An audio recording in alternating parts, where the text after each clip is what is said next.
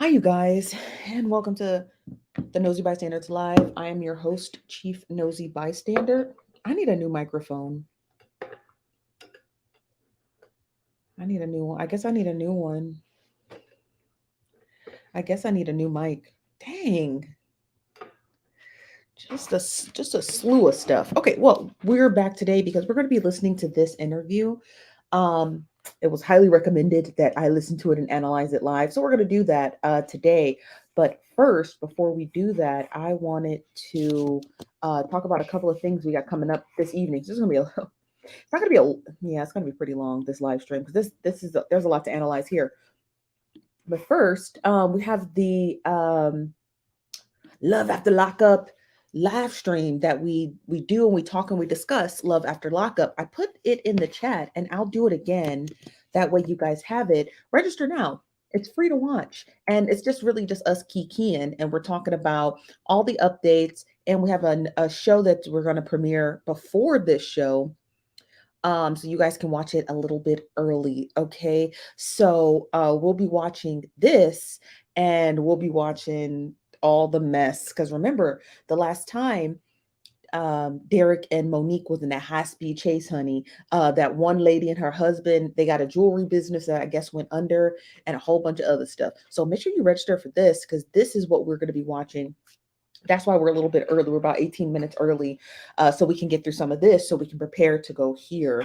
And then hold on, let me just make sure my live stream is okay. So when I point, hold on one second.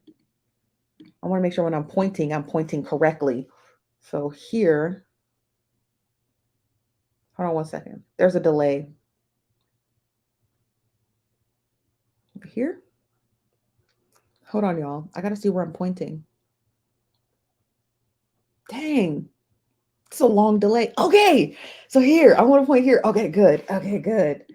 Okay, good. Okay, perfect. Okay, so I know there's like nowhere to put your head, but make sure you register for this event if you want to watch it live tonight with us, and we talk and we add our little commentary, fair use. So we add our little commentary to the show, so we can kind of like just watch, because honey, it's gonna be supposed to be juicy this weekend. But before that, we're gonna be talking about these people.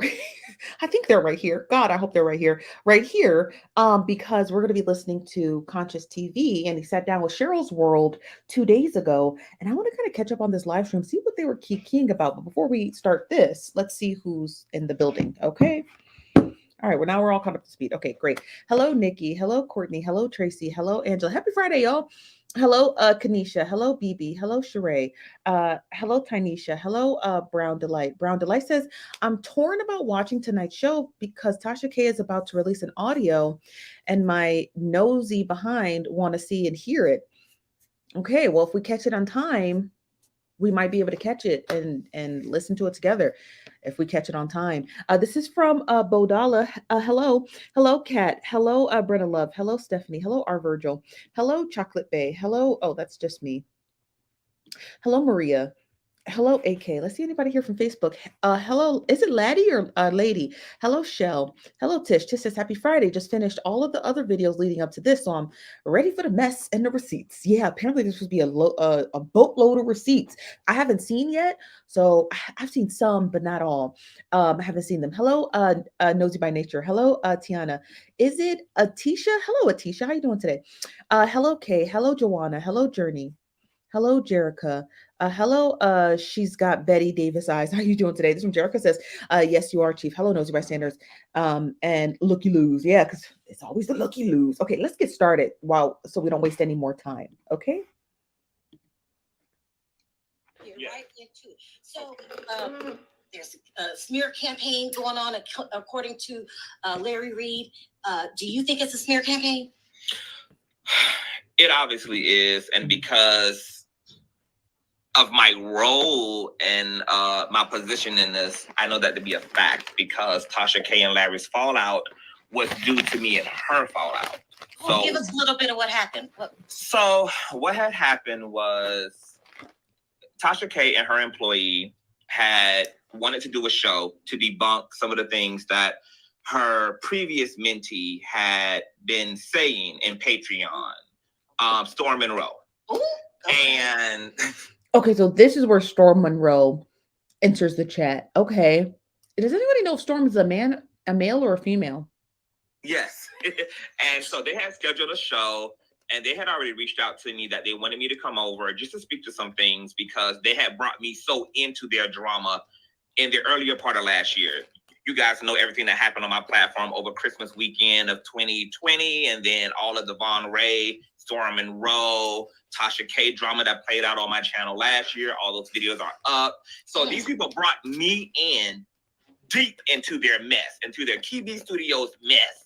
So they wanted me to come over and do that. In doing so, I had went over, and Tasha K had brought up her current lawyer, Olga. And you know, Olga has been dragged ever since she lost or helped to lose this case for Tasha K. After she had boasted so big and bad about winning the case, she even bet her children's life on the fact that she was going to win this case against Cardi. And then, of course, there was major egg on her face. So she brought up Olga, and I made a flippant joke, just trying to lighten the mood because they were dragging Storm at that time. And I was close associates with both parties. So I didn't want to come over there and sit in a drag fest about Storm, and I don't sit over in Storm's platform when they're dragging Tasha. So I was offended, for one, that they would do that in front of me. So in order to change the mood, when she brought up Olga, I made a flippant joke and said, hey, you're more mad at Storm than you are at Olga, because Storm ain't ever costed you 4.8 million pesos. Okay? So of course, she began to become unhinged. Her areola started busting out of her robe, and her edges started frying up, and she thought, oh, I don't like that. I'm not a big fan of people. I don't like when people talk about people's appearance. Love ConsciouzTV. I just don't like it. You know what I mean? I just don't like it. I don't like that. Because I'm like, I know. And here's the thing. The reason why I don't like it is because I know Tasha K does a lot of work to look like she does, right? I don't mean like Botox or anything. I mean, like, she takes care of herself. She gets her hair done, her nails done. She obviously has a dermatologist. She obviously has like a personal trainer. She takes care of herself well. She probably has a stylist. So when people talk about people's looks, you see what I mean? When people talk about people's looks and they look like Tasha K, I'm like, what y'all be saying about me? You see what I mean? Like, if people talk about people's looks and they put in a third of the effort that Tasha K does into her looks, what y'all be saying about me? Turning into Freddy Krueger, and she got very triggered, and she was like, well, what make you say that? And I said, well, not only did she drop a $4.8 million ball on you, she dropped a 25K one on my mentor, because Olga had missed the deadline in a previous litigation that my mentor Larry was involved in that costed him $25,000. So she jumped out of the window thinking that she had something against Larry. So she said, Chief, we're gonna have to relook at the Hala mess. Darius laid out very informative live on YouTube. Bad, as I have to agree with him. What was he saying? Can you give me the brief footnotes? She was like, well, do you know that Larry didn't even pay that $25,000 while he had you over there raising $8,000 of that tab, that my lawyer, Olga, is the one who paid the tab. Did he tell you that? While he had y'all out there crowdfunding for a debt that he didn't even pay himself? And so what Larry did was come up on my platform, because he was still, in close association with Tasha. And he said, look, that's not true, Tasha. What you didn't know is that Olga had only paid a third of that $25,000 tab. And she told me to not tell you that she didn't pay the entire thing because you run your mouth too much. Okay. Baby. And so she started. We might have to go over his live stream tomorrow, because we go early. We do 2 shows on Saturday, you guys. We do noon, and then we do 6 p.m. So we can cover Darius Cook's live stream tomorrow at noon Pacific Standard Time, which would be 3 p.m. Eastern Standard Time. Does that make sense? Crying, and I'm just so Tasha started crying. She was crying on the live. She was acting so, I just, you know how, a narcissist begins to moonwalk like my. This platform is monetized, May, so you'll always get ads. If you don't have a YouTube Premium account, you're always going to get ads. So. Jackson, she began to backpedal and put on the tears in order to deflect from, the sheer humiliation and of jumping out of the window and throwing your friend under the bus. And it was so crazy that she held on to this narrative until Mad Day. She held on to something she thought was true, never even confronted Larry about what Olga had told her, which was that, hey, I paid that tab. Now, knowing that Olga was playing both sides. So when Larry had put it on blast, she was embarrassed. And the very next day, would you know that after she tried to act like it was all good and she apologized, and to give Tasha credit, Tasha also blew my phone up that night as well, trying to make things better.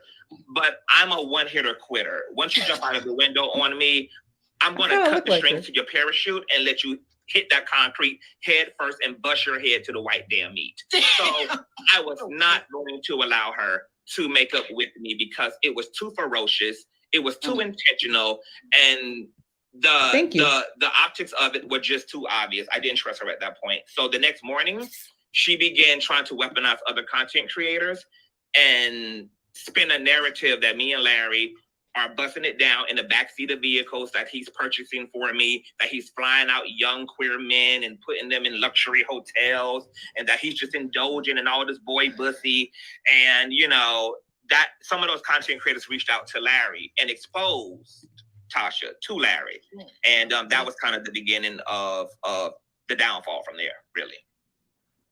Okay, so you're basically saying then after that, she just went after him, right? Yeah, it just kept spiraling from there. She kept conspiring behind the scenes. Larry didn't even confront her about what he knew the next morning, about what she started to do the very next morning.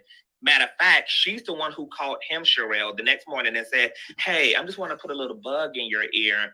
There's a content creator who's about to go live, and he's about to put out this narrative that you are flying all these homosexual men out, without telling Larry that she was the reason those content creators were about to do that. Oh. That's how scandalous and menacing this woman is. Oh. That's how evil and demonic and fake and two-faced and backstabbing this woman is. Larry called me the next day and said, hey, Tasha just called me. And she's saying that this person and this person and this person are about to go live. I said, oh, this got Tasha written all over it. I said, you need to call this person and have them link you to this person. And they were able to expose Tasha for the scheme that she was scheming. The very next day, she didn't even wait 7 hours before starting to scheme against Larry. And from there, she began to do shady stuff that became more obvious. And then it led ultimately to a full breakdown in the relationship. My goodness. Okay, so that's when all the stuff starts coming out. She starts saying he had HIV. That he's gay, that he's same gender loving. She started equating him to Bishop Whitehead, who she's now endorsing. So and Larry eventually just had to call it quits with her. He tried to give her, as much mercy as possible because, like him, he gave Tasha a shot. The thing about me and Larry, and I can definitely speak for myself, is there are a lot of us are controversial. A lot of us also have people who are committed to hating on us. So with me being a content creator and knowing that, and I also don't keep up with everybody's beef. So when she introduced herself to me and came into my world, I treated her like a regular human person. There's no doubt in my mind. There's no doubt in my mind, because we're not matching in this whole scheme of things, right? In the grand scheme of things, Larry and Tasha and everyone who's involved who feels as though that their name has been murkied or muddied up, they have to defend their name, which happens to be their brand. So I don't think anyone would just leave their brand just like sitting down. Does that make any sense? I think that they would defend their brand tried and true. And, correct me if I'm wrong, it's been said numerous times that across all people's different platforms that Larry said he wasn't suing. I just don't believe it. You know what I mean? I just don't believe it. I think, again, I think he's just playing defense, but he's building a massive offense. You understand what I mean? So specifically when it comes to your brand, you have to protect that. So you have to like, if all else fails, you got to sue. I allowed her to make her bed. I didn't prejudge her based upon her previous beefs. I honestly didn't even know a lot about her previous beefs aside from the one she had with Lovely T and one of her other ex-mentees. And I didn't even know. You were saying she has a history of doing this to other people. Can you give me an example of who you're talking about? Armon Wiggins, Lovely T, Sweet Mouth for Life, now Larry Reid, now myself. The W Show. When was this, Shell? He said he was suing Armon Wiggins live. You mean the one we listened to yesterday? But then I think he backed off of that premise. I think he wanted it to just be kind of ambiguous. Like, is he suing? Is he not suing? I don't know if you want me to say that person's name, but the W Show. What's the W Show? Sean Davy Way. Sean Davy Way, Von Ray, Storm, Monroe. I mean, Storm. The laundry list is literally completely. Matter of fact, she's so known notoriously for not maintaining friendship that when people saw that me and Larry had proximity to her, they was like, "Oh my God, I hope that she doesn't blow this because y'all are all she have left." Like, y'all are the last people she can portray on the list. It's nobody left after this. So and she has a big one we overlooked, Cardi B. Cardi B, yeah. Cardi B. So how much was she to pay in that Cardi B case? Is it 3.4? This from Weston says, do you believe the narrative CTV and Armand is helping to push that this is just so personal to Tasha K? Here's the thing. You can't negate all of the people who are involved. You can't negate their friendship history. So, you know how I always say on here, you have to look at everything anecdotally. You got to look at everything isolated. So that way, when you can start to look if there's a pattern between all of your different premises. So when you're lining up your premises in order to be able to solidify your conclusion, you have to make sure all of your premises match. If one premise does not match, then therefore you have to rework those premises before you can even formulate your conclusion. So we have to look at all of these incidents kind of like pillars, very isolated, over and over again. And every time there's a new character, you got to throw them in. And every time there's a new incident, you got to throw it in. And every time there's a new piece of receipt or evidence, you got to throw it in. And then you kind of take a step back, look at all of those different little pillars, and then you have to formulate your conclusion. So currently I'm just at like the third pillar, and now I'm looking at the back history of the friendships. And from the last two pillars that we've been able to dissect over the course of 2 days, money seems to be the ultimate motive. Now, motive how? We haven't quite concluded that yet. But the overarching theme of each individual pillar that we have been discussing seems to be money. So there's the first rhythm, the first pattern that I've already noticed: money. And not a little money, like a lot of money. Okay, so I have not concluded, is this personal yet? All I've really concluded is that money seems to be the motive. You know what did Lil Wayne say? When you mess with the money, people get ugly as coyotes. Yeah, he's right. When you mess with people's money, things can get real ugly. So now that money seems to be the overarching motive, we have to figure out who has been slighted by money, who has gained money, and who is missing money. Because that's what the focus isn't even the allegations. We haven't even gotten to those yet. We're just still focused on money. 4 point, it's either 4.3, it's like 4.3 million. They revved it up. So it's a $4.3 million judgment. And most of that is lawyer fees on Cardi B's part. So let me speak up. So she doesn't like Larry Reid. She starts doing gangster shit, according to you. And then she teams up with Bishop Larry was it Lamar Whitehead, right? Yes. Not Larry, Lamar Whitehead. Mm-hmm. And who she was also dragging initially as well. Do you think they teamed up because of Larry? Oh, of course. The whole principle is the enemy of my enemy is now my very best friend. Mm-hmm. Mm-hmm. Now he's got quite the reputation. It's important that I tell you guys that we go look into their reputations, because most likely, if you have a history of doing something, you probably are continuing on with your history. You think that Whitehead is very corrupt. He's being indicted right now. What do you know about his past?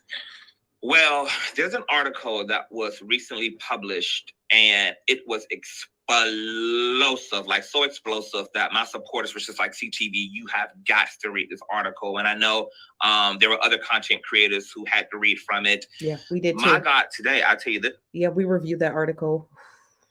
The New Yorker is not a joke. They've been around, you guys. New Yorker is one of the oldest publications in New York. I think they've been around since like the late 1800s. Oh, God. They're not as old as the Associated Press, but they're pretty old. Okay, I think the Associated Press has been around since like the 1700s. But the New Yorker, just as old. They are not a T channel. They are real reporters who do real digging, who have multi-million dollars so they can fly around the country to interview you. So yeah, that New Yorker article is quite explosive. I didn't know as much as the New Yorker did about the bishop. Bishop Lamar Whitehead is a convicted felon. He served 5 years for identity theft. Since then, which was a 2008 conviction, he has had multiple pending lawsuits, one from a woman named Pauline. So I think your statement says, well, Larry has cost people money too, exposing pastors and whatnot. What's the difference between what Larry does and what Tasha does? They both expose folks. The difference is when Larry discusses stories like, Dr. Jamal Bryant having a sad baby and any other pastor who's had other dealings, there's nothing to gain out of it for Larry except building his platform of church gossip, right? He doesn't have a slight edge into these pastors and he's not trying to stick it to them allegedly, right? So when you're covering like us, right? When we cover a story, I don't have a slight edge for anyone. And I don't really have anything to gain out of it. It's just an interesting story. But when you look at this story, it's because of the nature of Tasha K and Larry Reid's relationship, which has to be discussed. So when you see individuals who used to be friends and then they start exposing each other, right? That's a different dynamic than being just a simple tea spilling channel. Do you get it? That's like a husband and wife staying together for 30 years and all of a sudden they get on Facebook and start airing out each other's dirty laundry. And someone says, well, this is no different than, the shade room. It's like, yeah, it is different. He was married to that woman for 30 years. So he has a slight edge into why he's exposing her instead of the shade room saying, oh, this middle America suburban housewife, crashed her husband's, Range Rover. And because he's the police chief, he covered it up for her. That's different than the shade room covering, oh, my wife was a drunk and I covered up her DUI because I was the police chief. You see the motive? It's a little bit different, right? It's a little bit different on who's delivering it. The motive is completely different. So one source, right? Shade room would just be covering a news story somebody submitted to him. But when the husband does it, it's like, oh, he's doing it to slight her, right? So you cannot negate the nature of you cannot negate the nature of these two individuals' relationship. That is an overarching portion of analyzing the story, because you have to look at it as like, did one friend slight the other? And is this why the story is even being covered? Do you understand? Okay. Anderson, who was an elderly woman who trusted him with $90,000 of her life savings to invest in a home that he went and spent on luxury vehicles and luxury properties for himself. So she's currently in a litigation with him. Is she a senior citizen? Yes, she's like 70, 80 something years old. And both her and her son attend his church. That's how they know him, because they are his previous church members. Damn. He also is being sued by someone who worked for him when he was running for something. He badgered, allegedly berated and intimidated and damn near extorted, allegedly, this man into giving him $5,000. And that's also a part of his current indictment. That is incorrect. So let me correct that what CTV said. He said that he said that Lamar Whitehead had coerced someone out of $5,000. No, that person actually worked as his campaign manager, and that is money that was not paid to the campaign manager after he did a bunch of work canvassing and whatnot for Bishop Whitehead when he was running for mayor of Brooklyn. So that's the only, just from right now, from starting off, that's the only thing that he got incorrect. It wasn't that he took $5,000 out of that man. It was the fact that he didn't pay that man $5,000. As well, that particular case, along with Pauline Anderson's.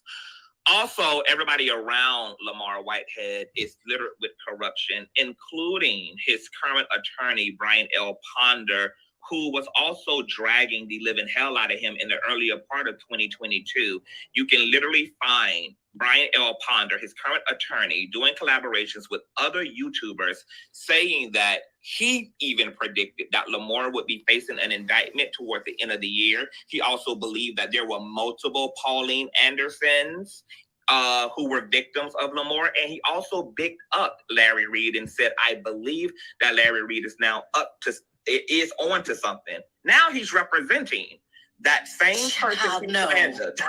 Oh my God, really? And catch this, Sharrell. Brian L. Ponder is disbarred from practicing law in the state of Oklahoma. A panel of judges came together and disbarred the hell out of this man from even practicing law in Oklahoma. He also has a very sketchy history himself. If you look up Brian L. Ponder, there are women who have accused this man of sexual assault, allegedly. There are people who have accused him of scamming them out of his money. I mean, out of their money. If you look at their reviews on multiple sites, people are saying, do not hire this man. He took my money and left. He never did the work. I mean, it is a hot mess. Now, this New Yorker article is interesting because it also alluded to an alleged same-gender loving relationship between men. Now, in that New Yorker article, I didn't get that notion, that same-gender loving relationship between Eric Adams and Bishop Whitehead. I didn't. Maybe I didn't analyze it hard enough, but I didn't see that. Eric Adams of New York and Bishop Lamar. Oh, will be. That's a great question. So when an attorney loses their license, it depends on where they get licensed at. So most bar exams allow you to either practice in all states or some states. California, if the California bar means you can only practice in California. If you get the New York bar, you can practice in like DC, Philly, and other places. But again, I don't know. I'm not a practicing attorney. I know it's a lot like a nursing's license. So I don't know if he got disbarred in Oklahoma. I'm not entirely sure if he can just practice in other states, or if he got disbarred in Oklahoma means he can't practice anywhere. So I'm not entirely sure. I'd have to look it up. Or Whitehead. And that was vetted by this journalist who Stop! No, you gotta stop. Repeat what you just said. This journalist did a full dissertation and interviewed Lamar's ex-girlfriend, who she had to kick out of her apartment, who said that Lamar would get up in the middle of the night to leave her to go be with Eric Adams. That's different. So if Eric Adams and Bishop Whitehead allegedly are engaging in, let's just say financial dealings together, it makes sense that they would be, hip to hip, but not in a sexual nature, but just in a seedy nature. Does that make sense? Okay. Oh my God. That they also spent lots of intimate time together, partying at bars, festivals, dancing, getting their twerk down on together. The article is explosive, Sharrell. It is explosive. Okay. Also, Mayor Eric Adams is also a convicted felon who also served time for identity theft as well. So Wait, hold on, slow down, Conscious, because I want you to be very clear what you're saying. You're saying the mayor of New. Yeah, those are strong allegations. I read that article. I did not get that vibe. Now, I'm not saying that my assessment is wrong. I'm just saying that individuals who might engage in alleged organized crime, alleged, they rip and run the streets all night together. I wouldn't allude to like, a homosexual relationship. I would just allude to them just being just doing illegal stuff. Okay. That's how I took it. I was like, oh, they was ripping and running the streets because they was doing stuff they had no business doing. I never took it for like, oh, they canoodling. New York City, Eric, what's his name? Eric Adams has been to prison before, or yes, he has a criminal arrest record. Yes, he served time for doing the same thing that Lamar Whitehead served time for doing. Well, you know what? That would make sense because birds of a feather flock together. Because neither have I. I have to look it up. I'd have to look that up. I got to look that up. I don't remember reading that in the article. I have to look it up. I was thinking at first, for me, like, what would the mayor have in common with this guy? He just comes off as a scam artist, Bishop Lamar, to me. Mm-hmm. But maybe that will child conscious. Look, blame it on the New Yorker. I'm just a messenger. And there is an article out there that says this. There are multiple mugshots to corroborate this. There are convictions to prove this. I mean, these are the facts of their life, allegedly. Do you remember the name of the article? Yes, it's by the New Yorker, and it's called "How Eric Adams Mentored a Con." Do you want me to share that screen real quick, just so they can see? Because people are in there talking about how child, this is explosive. I did a whole reading of this article. Sharrell, I lost my titties reading this article. I just could not. Okay, so you guys can just go to. I just don't see the Democratic, the DNC backing a convicted felon. Even when I did just a quick, short search, nothing comes up. So I don't know where he got that portion from. Yeah, it's a New Yorker article titled "How Eric Adams Mentored a Con Man." That's the title. Yeah. The Google search, and I'm going to show it here. I'm going to share it. Yeah, he is. He's a police officer. He's been a police officer for a very long time, and then he got into politics. But there's no evidence that, at least that I could do a quick search on, that he's a convicted felon. There's no way the DNC would even back someone with that kind of record, because then the Republicans would have ran wild with that. Do you understand what I mean? So I don't see the Democrats setting themselves up for something like that. This from WAP says, Eric Adams knew Bishop Whitehead's father and remains close to Whitehead over the years. He did not know his father. Bishop Whitehead's father died in a stint of police brutality, and Eric Adams was only 17 or 18 at the time. When the NAACP came to Brooklyn, they did at a community center, and all the young gentlemen in the community center who were getting ready to graduate from high school attended it. And the NAACP said, in order to build up community policing, we're asking you, you seniors at the high school, we're asking you to consider going to the police academy. And Eric Adams did. So he did not know Bishop Lamar Whitehead's father. He only was compelled by Bishop Lamar Whitehead's father's story of police brutality to join the police force. That's why they have a close connection. Sharrell. And there it is. It's by the NewYorker.com. How Eric Adams started mentoring a con man. The mayor's friends and allies have puzzled over his relationship with Lamar Whitehead and Frost, the Brooklyn church leader. And baby, it tells you everything from Genesis to the book of Revelations, baby. You got to get into it. Oh my God. Conscious. Yeah. Oh my God, I don't know what to say. Yeah. You got to give me a minute. Yeah. I didn't know. Look at everybody in the chat. Oh my God, unbelievable. Yeah. What is happening here? Oh my goodness.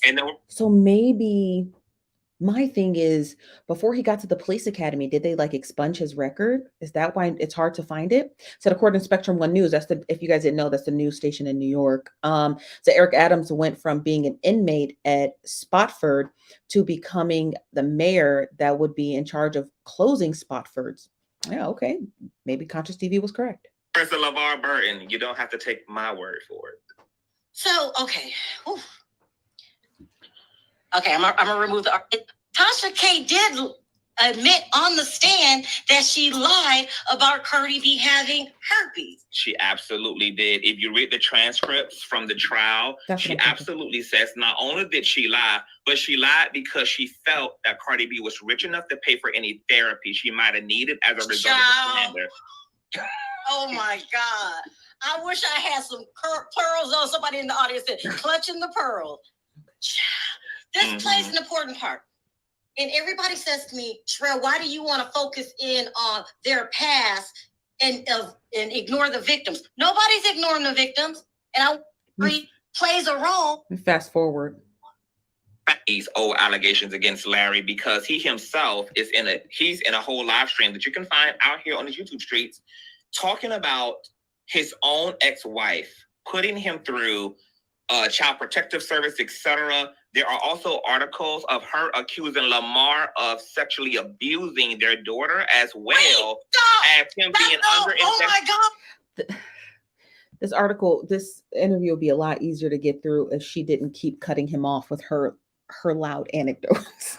She seems like a really nice lady, but the whole screaming to stop, that part.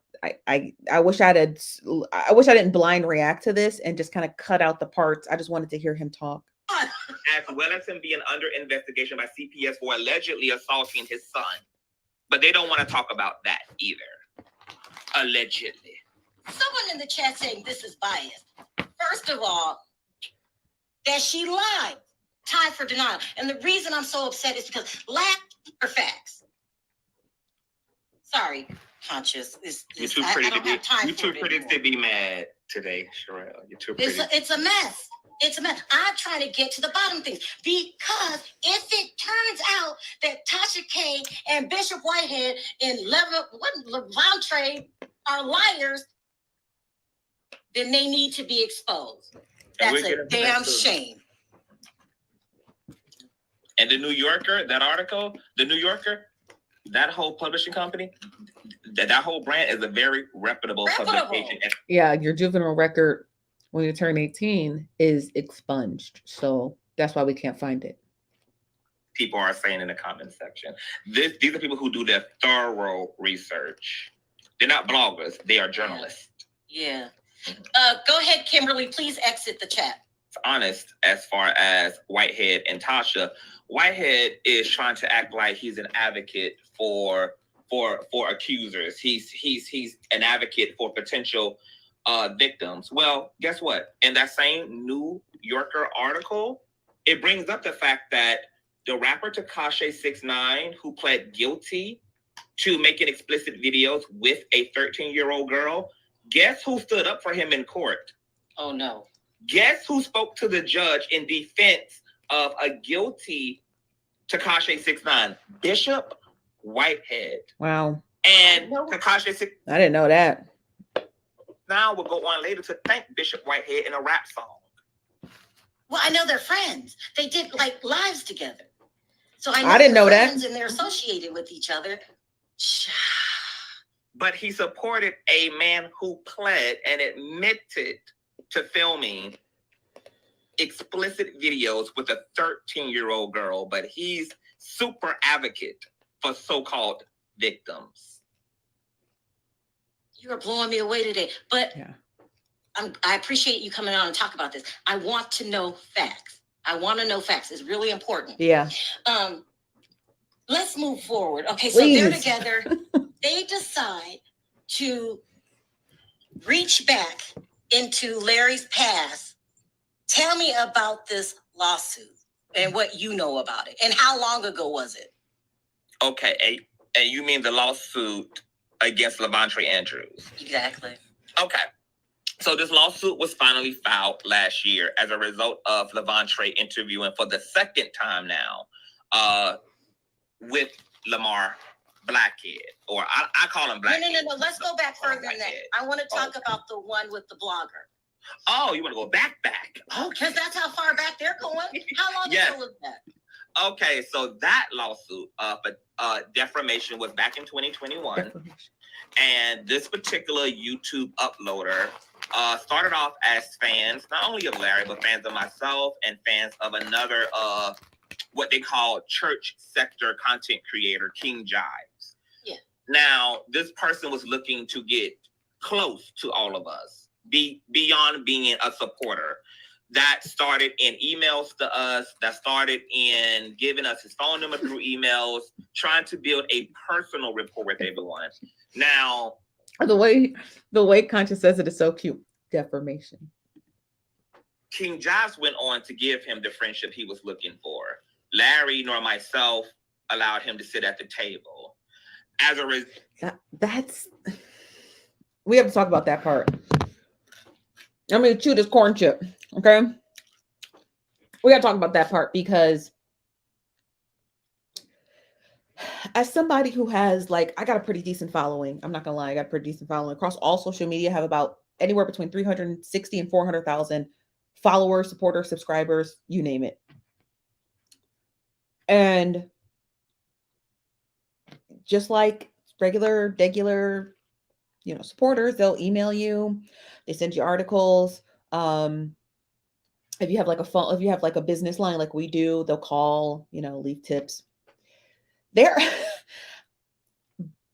are times where you get some who are very much like, they feel very connected to you, because you're very polite in your email replies to them.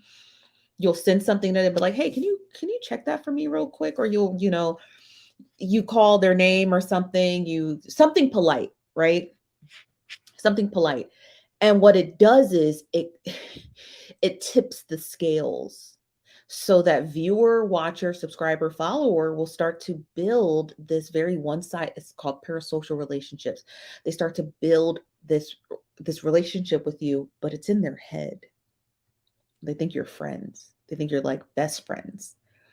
And it's happened to me before. And it still happens. I get tons of people who DM me, and will just, some people just DM me videos and say, hey, check this out. Hey, here's this story. Hey, some people will DM me paragraphs, like they want me to engage in a full-blown analytical conversation with them. I just can't do that. Like, my business is not to be in having these like a pen pal. Does that make sense? Like, when you send me a tip and I get time to read it, like I finally get time to read it, we're going to go back and forth. And then once I cover that story, the story is covered. I always send my thanks and this and that.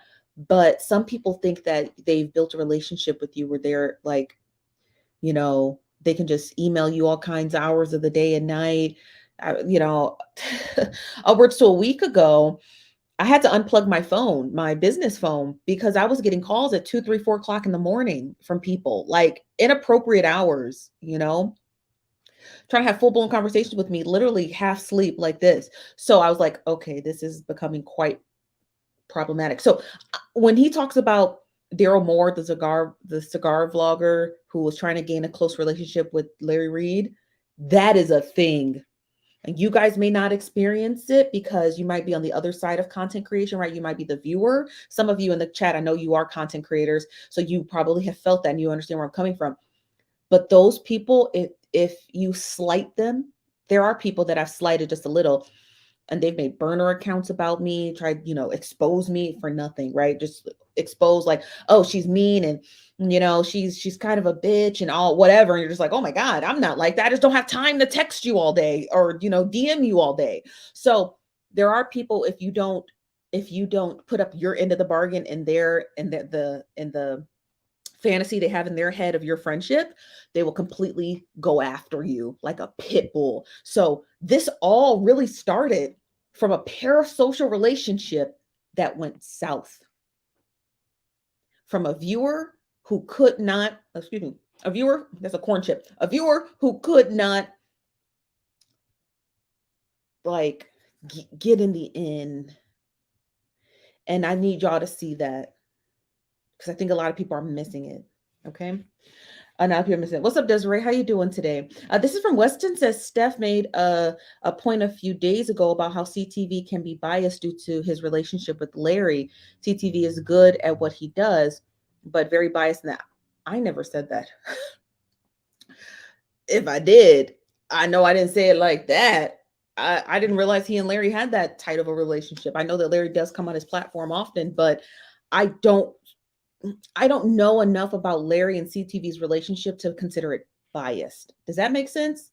Just like Larry don't know enough about me and your relationship, Winston, to consider us biased, right? So he didn't know. So I don't know enough about Larry and CTV to be like, oh, that's a bias.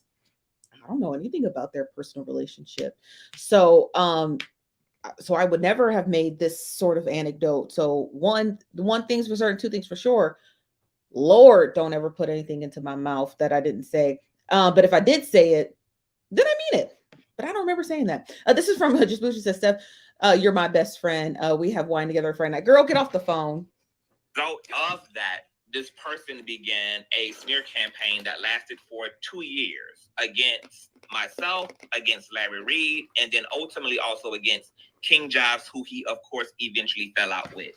So in that smear campaign, I probably did shit. I don't know. This man published very salacious narratives, lies, falsified documents, etc. And then, as a last-ditch effort to save a failing Dusty Trap House YouTube channel, he posted a community post on his Facebook wall. And on his community wall, I remember now. All right, y'all. I remember. Y'all always coming here checking me. I appreciate that. And said, anyone who has any dirt on Larry, I'm willing to pay you to come forward. Now you're 100% correct about that. He just came out and said that. It's in the complaint. It's in the complaint. The proof is in a complaint. Okay, so he goes around looking for participants to say bad things about Larry, and is willing to pay them. I'm willing to pay anyone. I'm willing to pay anyone to come forward who has any dirt on Larry. Within that time frame, guess who magically comes? Where? All these people speaking. Don't they know this is my live show? Because they never been live on no Friday. Okay? Tasha, Larry. They just cutting into my time slot. Don't they know they cutting into my time slot? Okay? Where he at? His bald headed self. Hey, I don't be over here bothering them. You don't see me live when Larry Reid go live. Dang. Let's smack. I know I'm smacking. Hold on. Let me go to Larry's. Let's see. We're going to get back to ConsciouzTV, but let's get to Larry Reid. He is not live. He might be live on Facebook. Let's check out Facebook. Okay, hold on.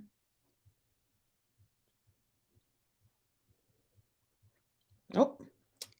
He ain't live there either. He might be live on Instagram. Lord, I gotta tracking down all these hooligans. Hold on. No, he's not live here either. So, he's not live. If he's live on Patreon, I ain't got it. I'm not saying I ain't got it. Okay. I ain't got it. Okay. We're going back to the interview. Don't ask me to pay for anything else. Okay. Hold on. Where was I? Heck.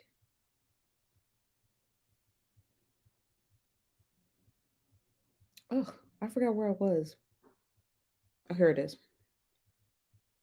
Forward. Levante Andrews. But oh my God. Storm Monroe. Oh Lord. Okay, hold on. Storm. Okay, let's see. I've never seen Storm. He's not live.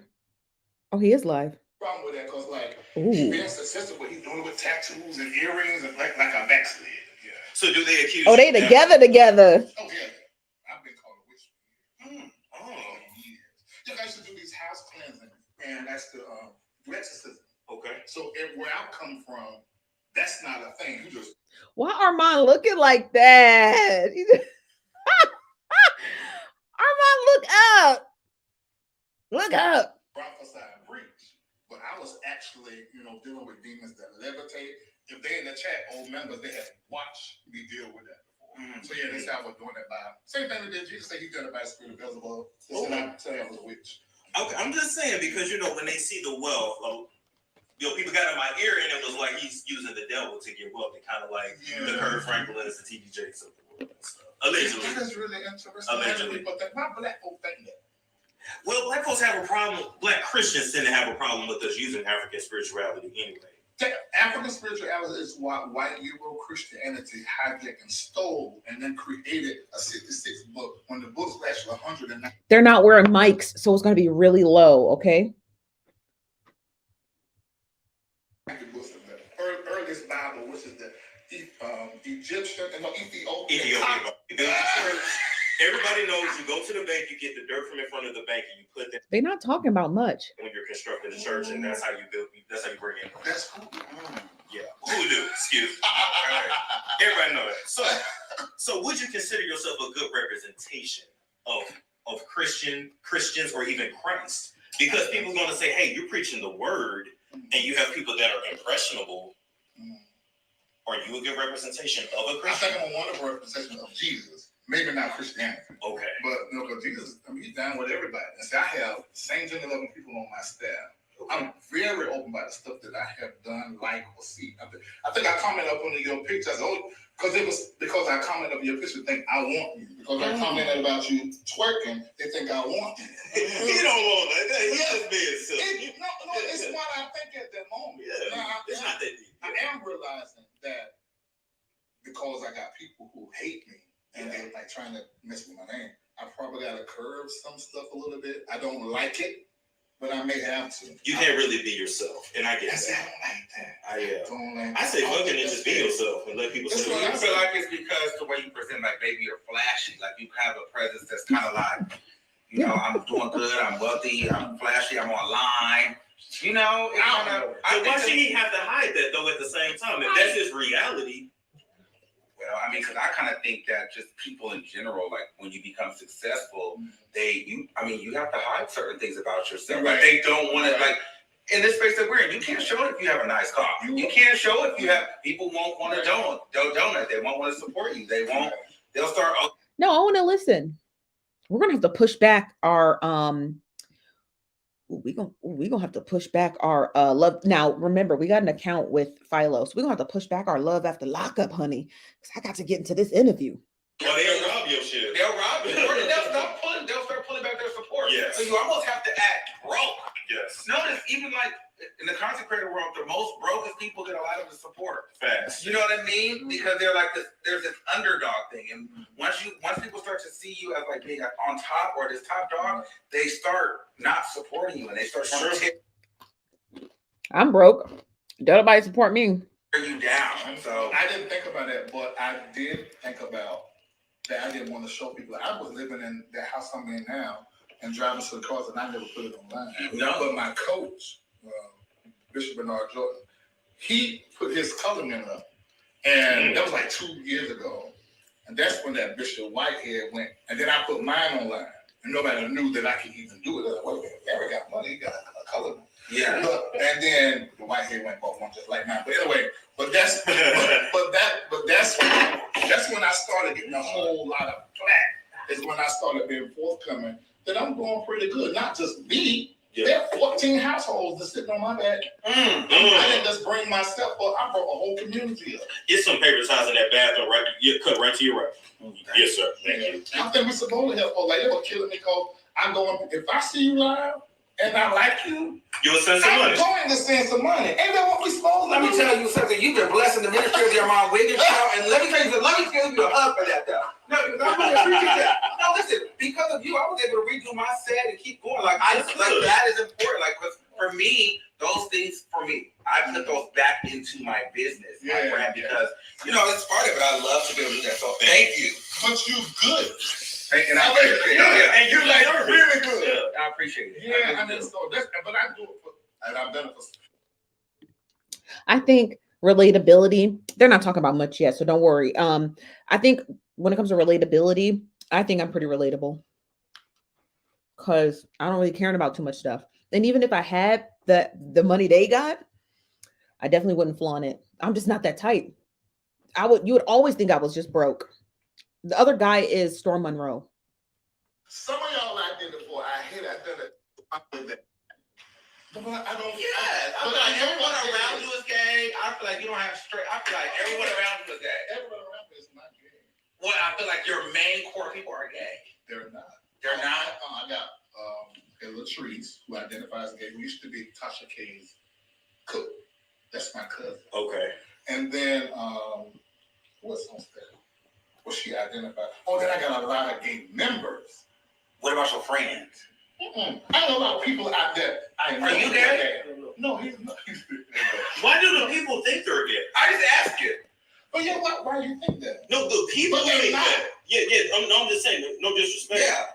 But why they 'Cause I hear it. why they think Storm gay? Well, I I think Storm throw it, is gay. I throw it out there. Storm has a zesty energy. Yeah. I put it, and I just You on put the it camera. into it. Yeah. Yeah, But I don't think he's gay. what do you think I am? I thought, but you're zesty, Larry. You got a little zest to you. In order to compete on YouTube as a dude, Talking to women, you gotta be. you gotta be. In fact, when I get turned up, my boss go, "How you like this? And I do all this." You gotta be. But my regular talking was Women like that shit. Yeah, it's you wouldn't make the whole thing. Otherwise, you gotta go talk to men. That's exactly right. You gotta go into that man sphere circle. Yeah. Like all of that. He said, "You a little zesty, Larry." Larry's a bit zesty. So you're bisexual? No. Oh, you're not. He's pansexual. No, I am. I just know I do. Gay doesn't sit with. I think Larry is. They say he's pansexual. He's this. I think if I had to take a guess, which I would never like to guess about someone's sexuality, I would call Larry. He's asexual. And I think a lot of people fail to realize that he is. With me. Okay. And I've had enough experience to know. I got more questions about the experience. Okay, so when you suck the pee, was it See, this is why people think you're gay. Oh, I get no fuck. Because you I get no do fuck. this shit. I get no That's why I fuck. like you. That's why I like you. When you suck the pee, did you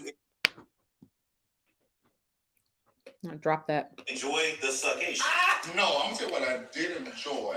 Oh. I enjoyed that I was good at it.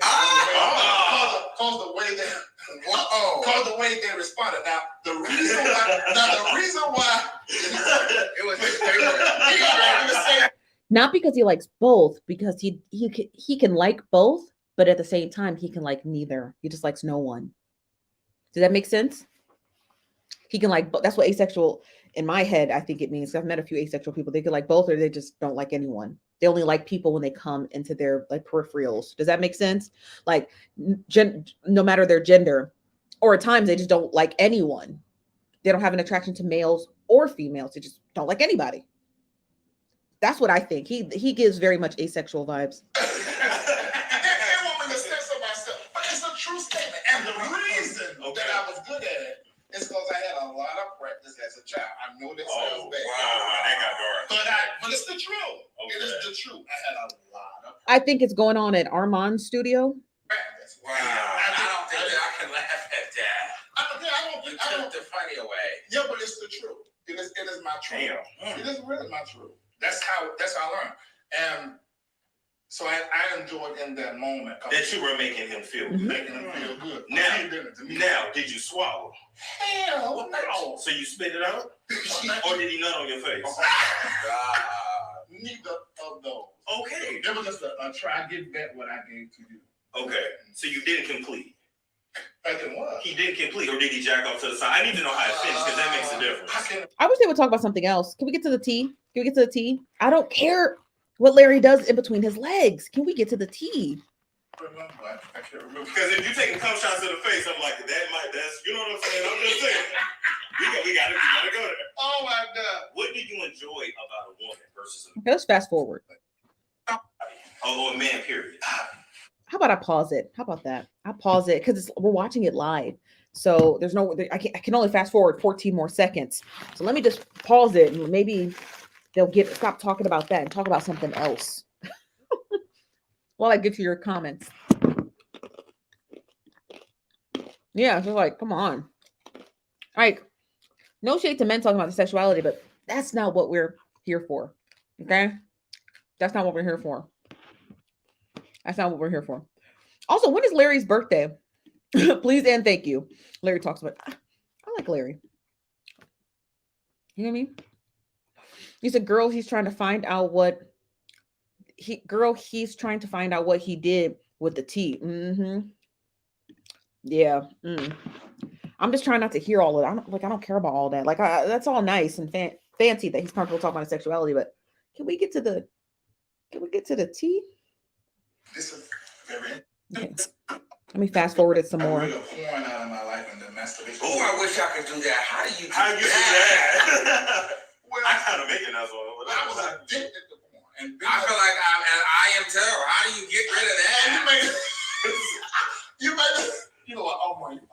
No, seriously. I be like, oh my God. I have to get out and walk and go. I need the house. I can fuck off a whole day. Like, it's really bad. And if that was a procrastination, your day is done. It's like, Hold on 1 second. yeah. I need to turn off my camera, but I'll keep playing this. Yes. But you know, the way that I have all the shit too. And you start feeling like, oh my God. And now, because then you have to start digging deeper to get more. yeah, that's true. But see, all I did that, you know, because after so long, that won't tell you got to find something darker. Yeah, and you start to be like, ooh. I have no guilt about what I watch. So I'm not saying be guilty. I'm just saying for me, like what he's saying. It's not. I mean, I like black. I like to see that shit get over for. But when he's saying it takes away the thing. That's the sin in it. The point at the sin. Okay. Sin is anything that is harmful to me, harmful for somebody else, irrational for me, and is not God's best for me. That's what sin is, not that list that they make in white Christianity. So what he's saying, okay, at that point it's sin because he said it broke up my whole day. And I heard that like doing that is like an energy drain. So like It is. So it's not good for like creative because it's like That's true. But then you can do it and it's straight up. when it gets my day started, I cannot. You start your day with it. Yeah, because I have to get going. Once you release it, it's like okay, let me get started. Because if I don't do that, I'm like, it's like, girl, I need to go. I like it after lunch, like that midday shit. You know what I mean? It's like, no, That midday. this has to happen so I can get on to the project. But then it takes a minute to find the right. Okay, that's not about me. That's not, but I'm just saying, that is a thing. We can do a whole thing on that. But anyway, go ahead. Also, all this about Everybody in the comments, like, I'm getting bored. Please move on. we were going to talk. No, we're having a conversation. The last thing I need them to be like, Armon, wait, take over. No, you're good. It's about all of us. It's collaborative. Oh man, But I don't know. I don't know yet. To wrap it up. The reason why I don't know is because more of the story hasn't been released. So when all the details are released, then we'll know. But right now, I don't know nothing. I literally don't know nothing quite yet.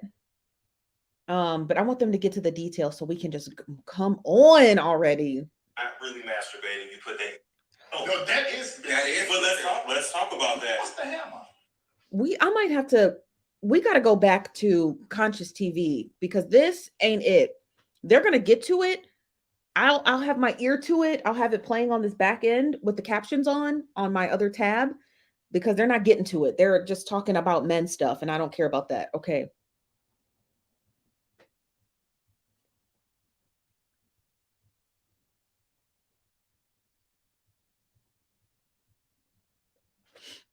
Yes.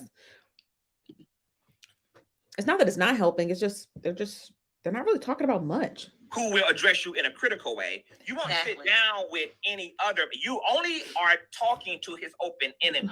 Yeah. And they're not asking you the difficult questions. They're not making you address your inconsistencies and your obvious coochie popping. They're not doing that. So I think so too. I think they're just excited to be in the same room, go out to get dinner with each other, hang out, talk, kiki. That's what it sounded like. It sounded like three friends who've been digital creators forever and then finally got to meet. he says, well, as a result of this Raleigh police report that I filed in 2018, There's an open investigation against Larry Reid by the Raleigh police report. And guess what? You can also find the result of this Raleigh police report that I filed in 2018. There's an open investigation against Larry Reid by the Raleigh police. Now, that police report was filed in 2018. I saw one of ConsciouzTV's lives, and he said that the last DM that Larry had showed, the last DM that Levantre had sent Larry was in 2017. So I wonder, the timing of events seems odd. Report. And guess what? You can also find that same rumor milling in Larry's initial complaint to the original uploader, who also spread the false notion that there's an open investigation. Now we got to go back. Good Lord. Okay, we're going back. My live stream is all messed up tonight. It was feel like all men. Like a sausage fest. If anything, it was all women for years until men started coming in. So is this like a homeless shelter? Like a... Well, the way that I pastored, I would get people, like I had strippers, I would go in the strip club, like if they would come to church and they're trying to rehabilitate, because the way I believe back then, I think to be a stripper. And can y'all hear? Okay. So I would go get them off the pole. I even went to the crack house, you know, and pulled them out. Oh, wow. You know, and out in the middle of the night, drop We'll have to review hers another night. I can only bounce back and forth between two, honey. them off to, actually, so dropping them off to get crack because they couldn't come right off of it. Okay. You know, so that's how my ministry started. I was doing that first, and then I did the church. Damn. Okay. Okay. Yeah. So to clear, you don't have HIV. Hell, I mean, well, let me say it like this: HIV is not a death sentence. You know, so when I say hell no, I'm saying because it's an accusation. Hell no. And I never had HIV, and I never took anything to make an HIV test come up negative, because I naturally am a health type of funny guy. Okay. And so I always check my blood. I always check my vitamins, my testosterone, and my whole community. We've been doing that since 2020, August. Okay. So every 6 months, everybody presents that, and I tell people that when doctors in, okay, they get this up. Doctor, how do they get this up? What's the best thing? The intravenous, they'll take pill. So your paperwork is out there. It's out there. I gave everything to ConsciouzTV. Okay. Okay. Were you suing that guy too? That's with the HIV. The original guy that said that? No, I sued the original YouTuber who was pushing it. Now the guy I can't find. I can't find him at all. Yeah, but Because there was that rumor that. Ooh, so he's saying that the initial person who happens to be the god brother to King Jive, who accused Larry of giving him HIV, he said he can't find him. Said that you were going to sue, but then you didn't want to go through like the discovery process of giving up your results, so you decided not to go with the lawsuit. you're right. I heard that. It's not true. Okay. So what happened with that? I just took the test and gave it to ConsciouzTV and anybody else that asked for it, because I got one from the first time I.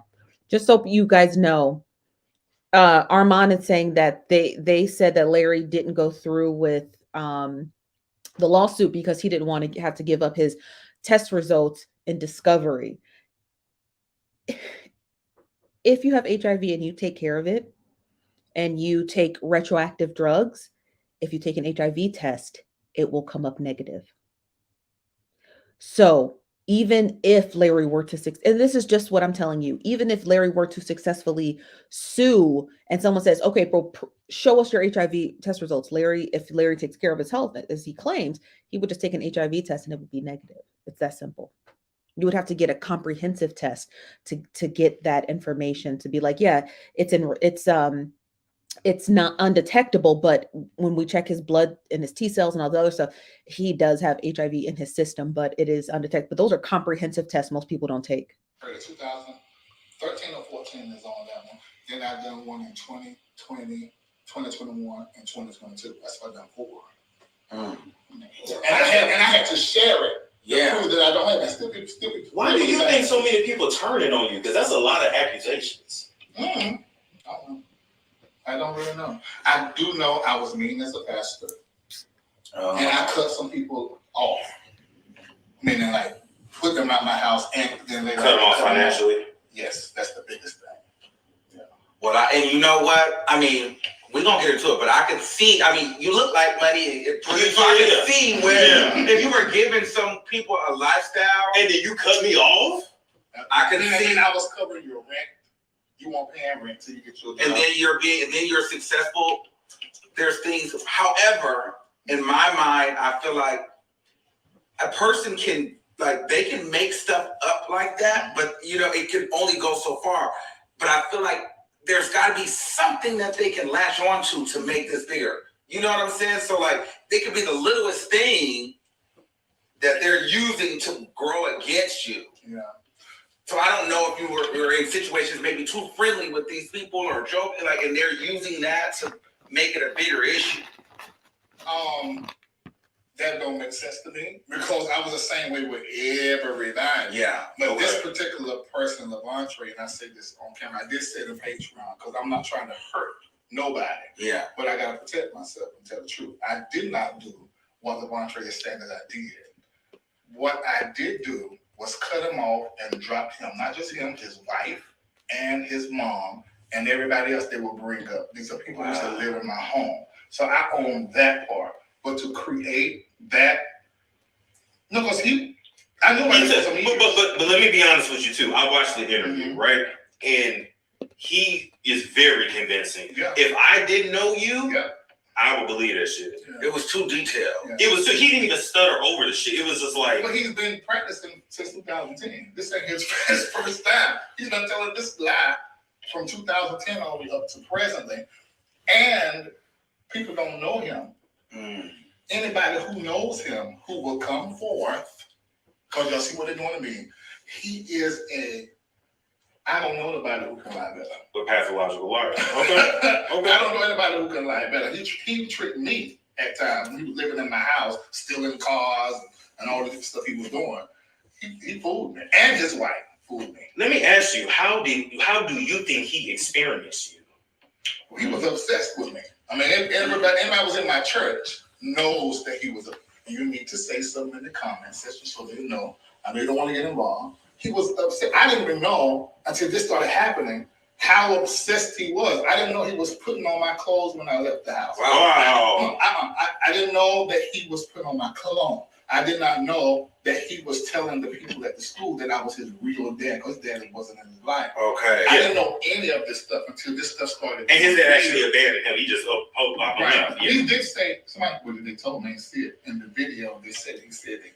Demario is King Jive's real name. He's not an accuser. He's the godbrother to one of the accusers, Delquan. He's back in his father's life now. Yes, his dad is back in his life. Yeah, but he wasn't on those years, and he was able to come and pick him up and won't show up. And that was us. He started mentoring him first when they first came into the church. How old was Bontre when they first came into the church? 15. 15 when they first came into the church. So that would have been the beginning of 2006 probably. But the way the church was set up, he dealt with everybody. You stayed in the ministry for years before I got into your life. So when did he move into your house? He didn't move into my house with me where I stayed there until 2009. And how old was he? He was 18, about to turn 19, because his birthday in October. So the first part of 2009, he will be 18. Okay. And the next half, he'll be 19. So why is he saying he was 7? Where's 17 coming from? 17, 18. Right. He said 14, he said 15. But he did not have a conversation with me outside of the church walls, like meeting at the church. Yeah. Until I went over to his house in late 2007. He was 17 years old. Okay. But it ain't.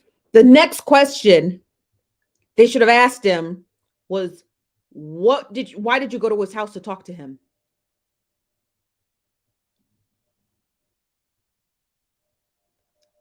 I'm trying not to get frustrated. I'm doing my best. About the age. I mean, the only thing I do, look at when my house was built, when he said all that, and you'll see those dates don't match. Okay. It's the lie. it's the lie. Okay, so we got to get to the text message. Okay. Yes. Because that is what's, I think, fucking a lot of us up. Because for me, okay, well, basically, I don't have it, but I've seen it on the video. he pretty much said that he was trying to help you forget that you molested him for the past 7 years. He was trying to help you forget that. And then you responded, but you never addressed the molestation. You just was kind of like talking around that point, and then it was kind of like ignored it. Yes. Okay. Why would you do that? Okay. He first blamed me or accused me of molestation in 2010. I kicked him out the church. His mama and him dared to come back. His mama stayed, but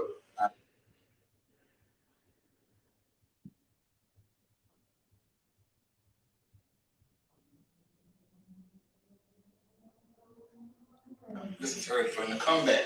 He never said anything about that except, I'm sorry, I was emotional. I don't know why I said any of that. And I forgave him, although I didn't want him to come back. I forgave him from 2010 to 2017.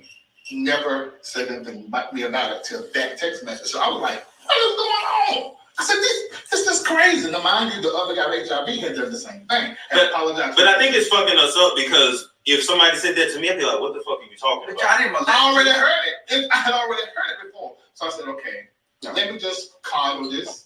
And I just act like it didn't exist, or I just said no. I may have even said something like, I'm sorry for that way. I apologize for how everything happened. You were saying all of that. Yeah, I may have said that. Because, I kicked them out abruptly, But you didn't say that. You didn't say, like, I'm sorry for kicking you out. I'm sorry I didn't molest you. Like, so that just leaves, like, so much gray area, especially if they're already accusing you of AIDS and molestation before. If a person messages me like that, this business that we're in. We're in the T business. Everything will be a receipt one day. Yes. So at some point, good goddamn well I didn't molest you. Yeah. Don't ever play with me like that. Yeah. What day was this? What time was this? Yeah. And I'm not apologizing for shit if it's not clear. Yeah. Because that's 2017, Larry Reid, before I started doing this. I didn't see myself as becoming this big thing.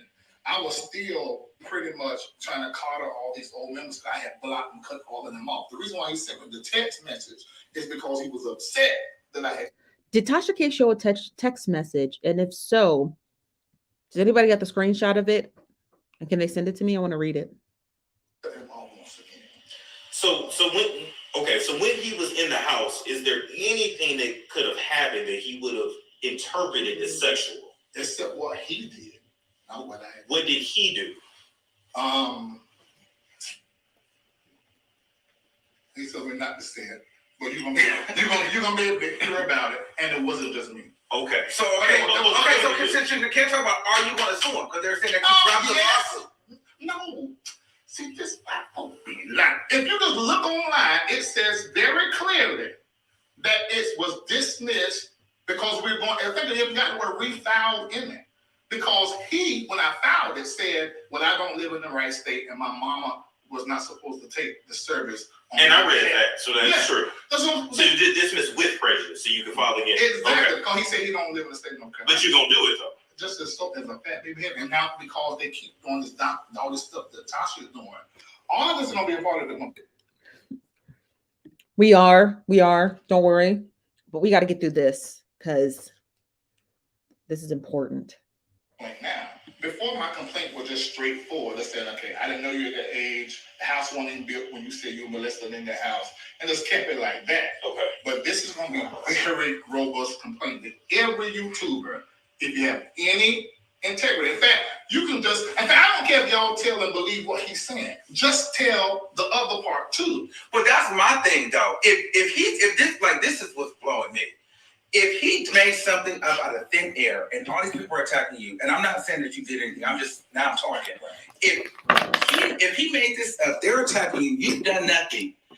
I don't give a fuck where we are, where we're at. I'm telling everything he did because I have nothing to hide. Where are we sparing what he did if you've done nothing? What did he do? Because they're killing you and everybody. You can't protect him because Tell him, Armon. Tell him, because they're killing you. What are you holding back? That's what makes people feel like, bitch, there's more to this. Because why are we playing this legal game? If you've done nothing, bitch, I ain't doing nothing to this nigga. This nigga's crazy. This nigga's on meds. He was over there playing with himself, wearing my clothes, putting on pantyhose. That motherfucker's a weirdo. If I've done nothing, I'm confidently standing in my shit saying, I ain't do nothing. Yeah. and you can check all my shit. Bank accounts, receipts, text messages. Like it feels like something, but it feels like something is there. That's gonna come into the case. I can't fight like I'm on the street. Like I want to stay on YouTube. I'm in an entire different world, so I gotta have stuff. Cause what if CNN or somebody pick this up? They're not gonna take. Well, he said he done this, and they're looking at court documents. So that is true. I have to handle it that way. There's no other way for me to handle it. Now, I did say some things in my Patreon that I'm not saying right here. You can go to patreon.com/larryreid. and it won't just me. It was because it's the thing. His mentorship was done by other people. Not just you. I'm not going to say just me. He just was obsessed and idolizing after me. But I couldn't mentor him because he would never tell the truth. So mutual masturbation never happened? Hell no, that didn't happen. Have you ever watched porn together? No, that did not happen. And I heard that he said that. Have you ever seen each other in the nude? I saw him in the nude. Fully? Because he flashed. That's part of the story. He didn't flash just me. He flashed everybody was in the house. Oh. See, I'm not the only one with. See, now it makes sense. Now it makes sense. Now it makes sense. Now it makes sense. It makes sense. It makes sense. Okay. So it sounds like, because if you have 30 people in a house who said he would flash people, all the money in the world is not going to make Larry pay 30 people to say that. I don't give what you say. He sounds like an exhibitionist, right? People who get off on people seeing them naked. And the only reason why I know that to be true, it's a long legal story that our network had to deal with. And it's so, I wish I could tell you, but again, I'm covered by a non-disclosure agreement, so I can't discuss it. But it's the same thing that our network had to deal with. Wow. Now that I believe. Okay, he did this and he done this. You need to tell them to speak up. They did, some of them didn't Patreon, but I'm holding the clencher for the court. For the court. Yes. Okay. And as long as, because that was the thing. As long as you going to court, I'm going to court. Not just for him though. Period. With your ex-friend. Well, now I got questions about that. Okay. Because this ain't a bash fest, but it's some things I need to understand. I didn't know you was going to court, Larry. Yes. I'm like, come on, I'm going. Because you can scare me. Oh, you do. But you was scaring me. I'm like, you can afford it, and it's your reputation. Yeah. Let me tell you why I want to take her.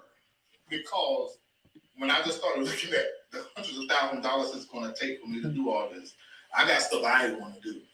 Fair so I wasn't going to do it, but I am going to do it. I don't have no choice. She's not. I told you he was going to sue her. No choice. Well, let me tell you something. I told you. Not going to be able to. I told you he was going to sue her. I mean, you can, but you're not if they're coming for your business. Like you have to. You have to, because what happens now, they see you as like you're on television now. You know, you're doing big things. This is what happens. So before you can continue that, you gotta get rid of it. It's a little delayed. We're gonna finish this live stream, then we're gonna head over to Love at the Lockup. I know it started 3 minutes ago, but don't worry, we're gonna get over there. Shit like this, like. You gotta take her to court because this is your reputation. We talked about it. Do you know they have emailed BET? And that I can believe that. But and you know and see this is the thing. I can believe that. Sorry to like to cut you off. She real wicked. But it's not just her. It's like that's the part. It's almost like these people don't really care about Levante. No, it's more about it's you. It's the BET. Yeah. So they emailed BET.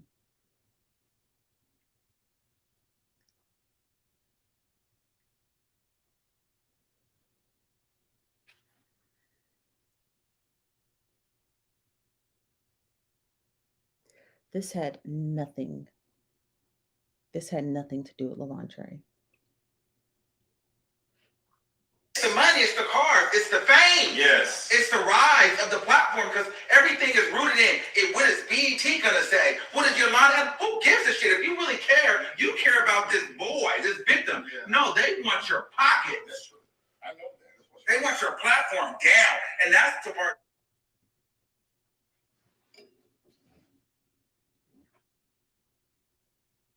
Do you see?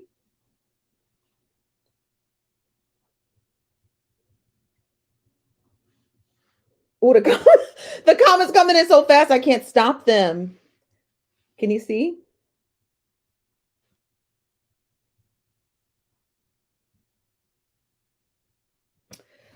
Wiley sent a super chat and he said, "My name is Wiley. Do we have a problem, Storm?" To me, that's where I'm like, I can't really rock with this because it feels like there's some hater shit going on. It's a sabotage attempt. Well, what she said, we gotta make this stick. We gotta keep doing this until it can stick. She said it in her ad. So it ain't about truth. It's about about your reputation. Okay, let me tell y'all this. I didn't know I had text, but in the text she said, "I don't believe this." referring to Mrs. Kibi. Right. I don't believe this. You need to go after them and sue every last one. And I go, "This is your brand." And you got that. Yes, I Okay. did. I didn't know I had. Okay. But I just found it. But let me back up. Why do you think that Mrs. Kibi is on this mission to destroy you? What happened? Because we don't know. Okay, well, all of this is presumption because I really don't know. But I'm gonna tell you a few things that happened. The first thing that happened was I was talking to Armon, and me and her had discussed him and Jason Lee debacle. Mm-hmm. And I made a statement to Armon when he was telling me there was some friction. I said, me and Tasha had talked about this. I said, "Can I tell him?" He said, "Yeah." And I made him say, "Let me text her and not tell her so I have a record." And I screenshot what I sent her, and then I sent it to him so he could see. And I said, "Don't tell nobody." We got off the phone. And don't you do it. Don't say their name. I didn't say that. Oh, y'all glad you said that. Don't say their name. They're not getting no food for the press over here. So we got off the phone. It won an hour. And it happened. Damn, it's on YouTube. Yeah. I'm like, I said, "Tasha, why did you do this?" "Oh my God, I got that too." Mm-hmm. "Oh my God, I'm so sorry. He was not supposed to do this." Wow, they She dragged it. Yeah. Oh shoot! Don't say his name. I know I gotta hear it. Just remind me again, because I'm not there. And so when that happened, then she apologized to me. And I said, "Okay." Or what's that? This woman, Now, let me say now, there were people on my staff that did not feel Tasha. And my mom, the first time I had on my platform, 2019, she called me. She said, "Larry, that woman ain't right." She said, "Why you have her on the platform? That she got you drinking wine in front of all of us." No, she was the first one to say something. And then it was my staff, ConsciouzTV, of course. Me and Armon, that's how we just started really getting closer. That's a lie. We've been talking for years. Okay, well, don't have me start sounding like one of these people. No, that's a lie. You've been talking for years. Well, I've been telling you she's been trash for years. Don't try to don't do that now. You have. Don't you start. What she did, at that moment, she was already done, I think. Then she got on the platform with her assistant. No, we ain't saying that whole name. You just got to stop. Sorry, I should have gave you a list. Everything. No, I should have gave you a list, but with her assistant. With her assistant. With her assistant. And Conscious went up there and said, "What you said ain't right." No, they got in a fuss. And she said, "Well, you don't even know your mentor stole $25,000 from his viewers, and he didn't even pay the bill that he was supposed to pay." So, and I called you. Right. I always call. Yeah, and so I was like, I come in and tell He said, "I always call." Your lawyer and my lawyer, Olga, told me not to tell you that she could not pay the bill. Oh. So we split it, me, Olga, and Sadir split it 3 ways. And then I came back on my platform and told my people that and said, "What y'all want me to do? Keep the money for the whole litigation." And that's what I did. Well, she tried to make me look like somebody that I'm not. Because she wanted to come to my money. At the same time, she was calling another YouTuber and was telling him all this information, but I guess he didn't trust her or something. That's when you called me. Yeah. And that day, you like, "What is going on?" And I'm like, and this is when I feel like we should hit the fan. Because you were like, "What's going on?" I'm like, "I don't know what's going on." And then you guys got a 3-way call. And then she said what did you tell her? Like, you was like, Armon told me to what? I don't remember what happened. That's when she said she was distancing herself from you because I told you something about her. I said Armon was because the guy threw you under the bus. Right. Well, he threw you under the bus. Said it was Armon that said da about you. So she was getting mad at me because she said, you believe in whatever Armon says about me, you believe in it. I said, I got my own mind. I said, I'm just paying attention to how you move it. And according to what that YouTuber said, I told them on the phone, if you do that, I'm suing you. And then I'll get on the phone and go off. Because I'm like, okay, bitch, you're over here throwing me under the bus. You're supposed to be my friend. And then he's like, well, Larry's throwing you under the bus. So all you motherfuckers is throwing me on the bus with Tasha K. So I'm like, fuck all of you motherfuckers. I don't know what's going on. None of you motherfuckers. You know what I mean? Because I didn't know what was going on. And I was just trying to tell Larry, like, she cannot be trusted. And I didn't understand why said person was even on the phone with her. In the first place. Right. Because I thought he was his friend. So I didn't know none. I knew none of that. Yeah. So a whole bunch of fucking confusion. Okay, but then after it was all said and done, he went and done everything she said. So let me ask you this: Did Mrs. Kibi or the Kibi production team ever ask you to invest in a project? Yes. Now I could tell you that project because I told her I wouldn't tell nobody. Did I tell you? Was it you told me? Was it a reality show? Yes, but it was a good idea. It was a good one. This would have went really well.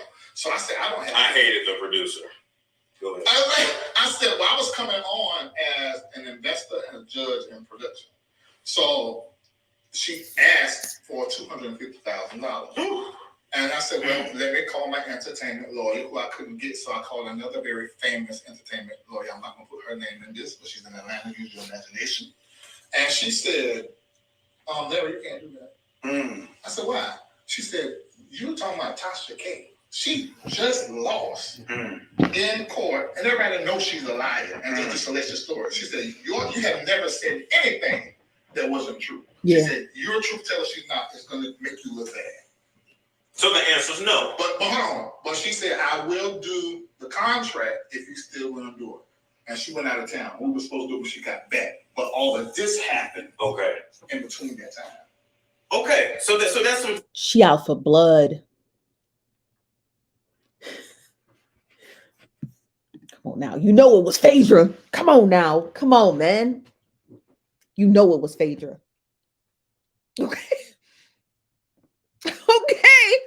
Let's get into it. We know it was Phaedra. Who else? Who's Phaedra? She's from Love and Hip Hop. I'm sorry. She's from Atlanta Housewives. The Real Desperate Housewives of Atlanta. Nene Leakes, that cast. Candy Burris, them, honey. And I know Phaedra. She's a damn good lawyer. She would have not only would she have did that deal for Larry, but she was also going to give him her advice. She was going to give him her advice. Don't do it. She was going to give him her legal advice. Not desperate. Now, yes, honey, Phaedra. Yes, honey, Desperate Housewives of Atlanta. Friction. But did you ever verbally tell the Kibi team it's a no? Did they ever get the answer that it's a no? No. Or was it just left in the air? It was left in the air because this stuff popped off that we all just finished explaining. That happened like the same week. So let me ask you this. Has Mrs. Kibi or her family ever lived in one of your properties? That's a lie. I want to tell you this. You just made me remember something. There were a few lies that Tasha told online, but she told me the truth and just told me not to tell nobody. And that was one. I hid that for her. So she never stayed in your condo? Not in my house at all. Any of your properties? Never, at no point in time. I just didn't come live to say it. Look at my car. I gotta ask. We gotta get to it. I just didn't come. When we good, I'm gonna hide all your secrets.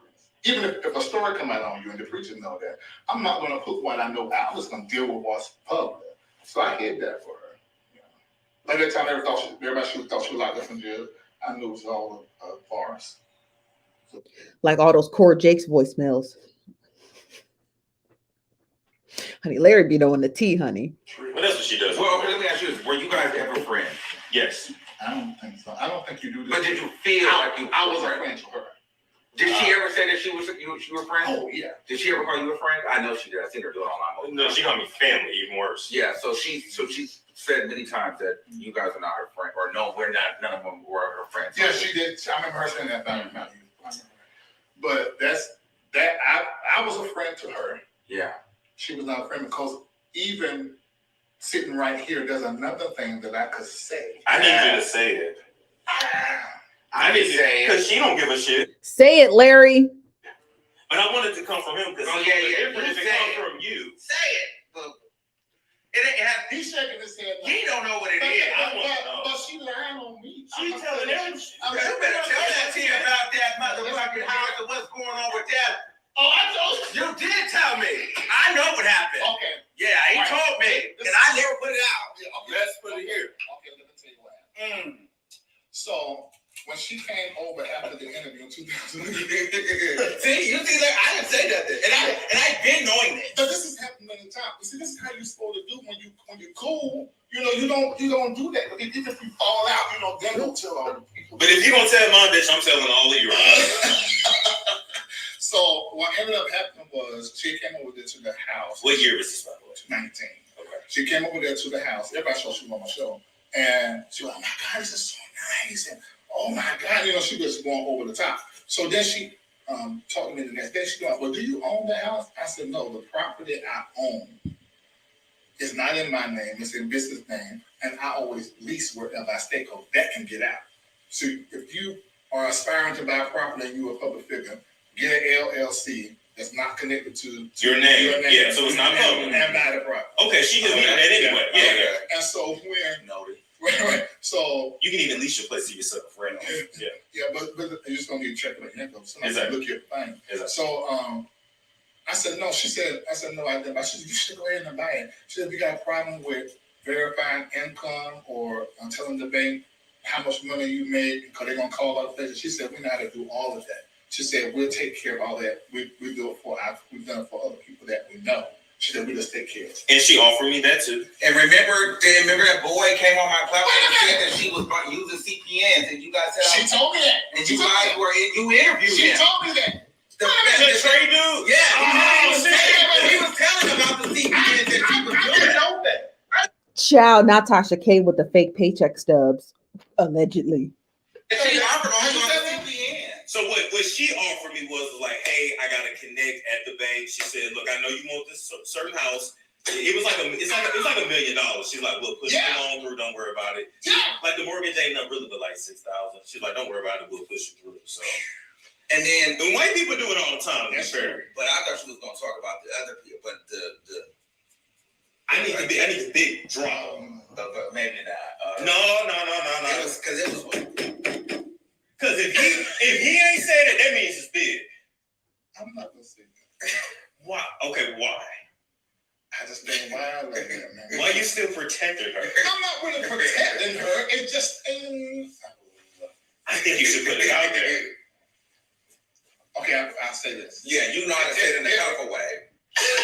If I decide to tell that part, it's gonna be the next time all three of us come up together. You gotta tell me off camera then, because he knows. I almost want you to say it because I know you gonna say it. If he don't tell me, I'm not. He told me. But you can say it. I'm not gonna say it. Well, what was said. Let's get to it. They're so messy. All alleged. Well, no, because I have to add a lot of players into this. Well, it's honestly that, but I've heard this too, that, you know. Let's just say what you heard from somebody else. No, what I kind of heard from somebody else, allegedly, that, you know, she was kind of wanting to offer up her and her marriage with other people to sleep with them. Oh, I know that. With the pastors and stuff. And friends. And they're going to do it in that secret room off the bedroom, the soundproof. Because she's a screamer. And that's where she goes and tries to do They've been having keep her husband. Okay. Yeah. All right. Even adding employees and allegedly and stuff. Yeah, I know that. That was a big thing? Yes. Oh, I knew that. But you, But you ain't never said that publicly, have you? I actually haven't. Oh, Oh child. my God. They messy. They can't never come back together again. They can't never come back together again. Child, they messing. A good Kiki. Girl, a good Kiki. Talking to somebody that's spiritual. So I knew that. Oh, yeah, that's what I had heard. Yeah. But we see on cameras at the front. We know that. And you was over there. And not only that, I mean, I got tea from LA. Don't you tell me you corrupt Tasha K. No. Oh, Why did you watch them? Never.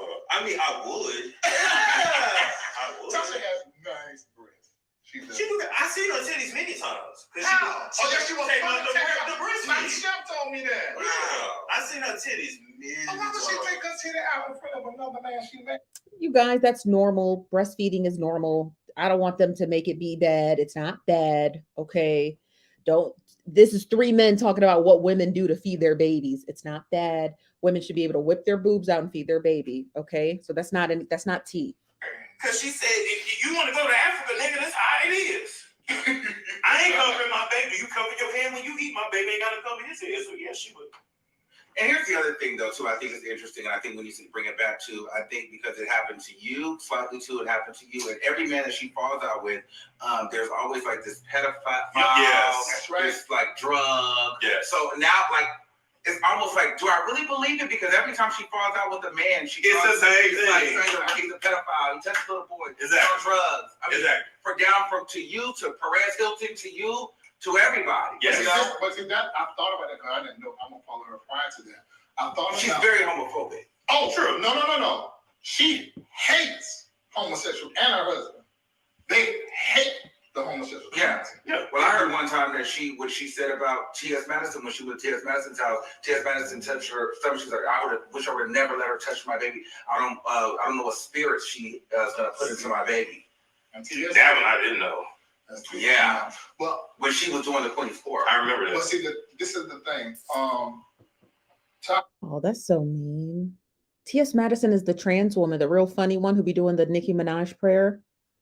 Oh, don't say that. My aunt is trans. That's who I was named after. Tasha, I can't put my hand on, because we had a real connection. No lie.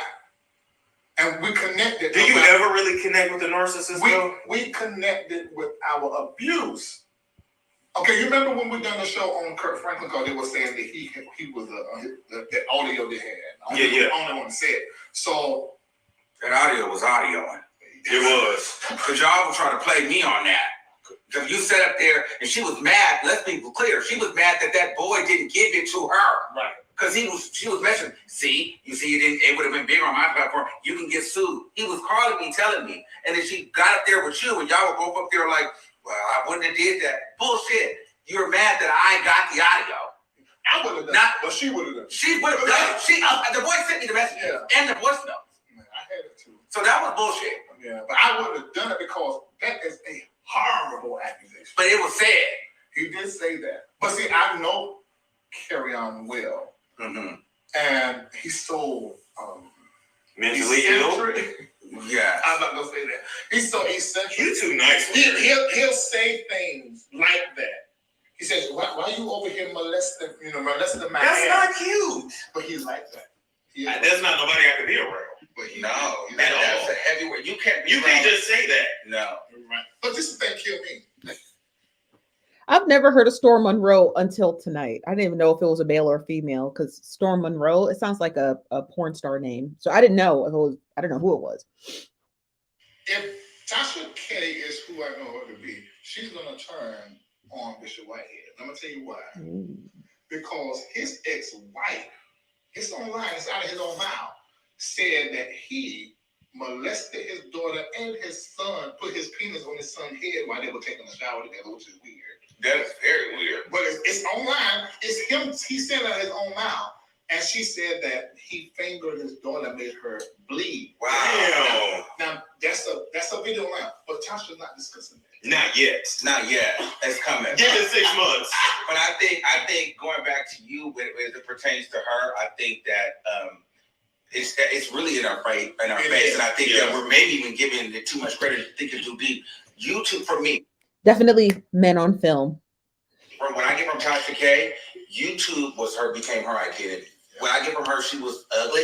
I'm not trying to be funny, a loser. You know what I'm saying? And then her platform is like revenge of the nerd. You know, return of the ugly.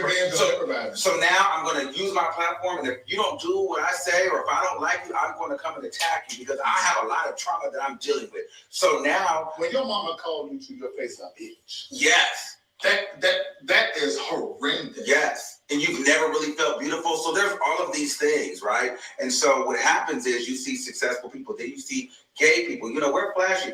There's a thing between gays and women. So anyway, where they kind of we should match, but we don't always match because sometimes the way that we present, they feel like, oh, bitch, you're not a woman. Like, you trying to be you're too flashy. And it's, you know, so anyway, I feel like though with Tasha K, seeing you, I think it's more so like, okay, she's very competitive. And she wants the church sector. She wants the church sector. And so it's not some deep-rooted issue. It's very clear. The same reason why she fell out with Lovely T was the same reason why she's falling out with you now. Lovely T, she wanted to beat Lovely T to 1 million on YouTube. YouTube is her thing. Being infamous is her thing. You're now being posted on the Shade Room. You're on television. You have money. She's seen it. I see it. I feel your energy. I'm sitting with you. You feel like money. So you don't know. And it's not even just like, you know, I'm gassing you. No, but it's true. It's true. And so she can feel the success. And so now it's like, and then you will get online and probably like, hey, I like you, Tasha, but that's wrong. And then you link with people like me, and you link with other people. You see success in other people. And so she's like, okay, this motherfucker's not giving me enough. You didn't give her that 250. You didn't let that hanging. So at this point, okay, you don't really fuck with her. Then you let her know that you fuck with people like me. So now we're at a point where, okay, I'm about to attack you because now I want your audience. And I'm going to hit up everybody around you that I'm going to be the hero for those pastors that don't like you. Yeah. You know, I'm going to get that audience now because pop culture, they're done with me. I'm lost to Cardi B. No one trusts my platform. But if I can take down the pastor that does commentary on the pastors, I'm a hero again. And at some point, I need to revive my platform. I need to become a hero. And if I can take out Larry Reid, I win a whole different demographic of people. I told you guys it was a war of the bloggers. I told you that already. I did. I said, there's only room for one. Listen, I could pull the tape. I said it. I said every single sector on the internet when it comes to blogging has their own core group of what they discuss. Some focus mostly on hip hop and R&B artists. Some people focus mainly on celebrity gossip. You know what I mean? Some people focus primarily on reality shows and housewives. And then there's the church sector, and Larry is king. You'll have Armon Wiggins and Storm Monroe and King Jive and me, and we'll all take a bite out of it. But we also talk about other stuff. But when it comes to church, that's Larry's realm. And if Armon's analyzation is right, that Tasha K is basically, she's done like she has ushered her way out of pop culture because she can't be trusted. You know what I mean? Then she has to find another sector. Especially when there's a lot of homophobic dog whistles that I hear a lot in her commentary, and I don't like it. But the church crowd eats it up. They eat it up. Go to the Shade Room's comment section. Okay. When they talk about someone who's trans or part of the LGBTQAI community, go to their comment section. It's horrendous. But that's a crowd of people that exists. Now wait, pause there. Can you receive that? Listen.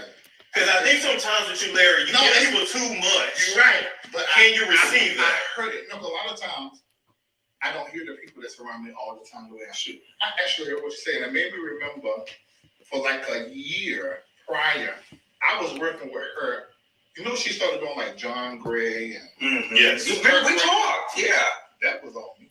You gotta explain that. I don't know. You gotta explain. What I mean by that was she didn't have the connection. The church don't like her. So she doesn't believe in Jesus, of course. No, she doesn't. She don't believe in Jesus. No. She made that very clear. She is a devout Buddhist. Oh, I mean, but usually Buddhists, She doesn't believe in they still Jesus. respect other She religions. She literally told me when I get to the other side and I deal with whatever is there then. Like, she does not believe in that at all. And I also was told that she believes in energy stuff. Like, so basically, like, it's a karmic thing. So, like, as much bad as you do, as long as you do some good, it'll come back. It's kind of like Freemasonic as well. So, Okay.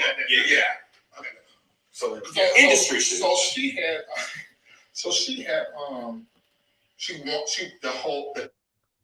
Tasha K was, had she not gone, this is just my personal assessment because I don't know, but had Tasha K not gone through that legal thing with Cardi B, they were priming her for the Wendy Williams show.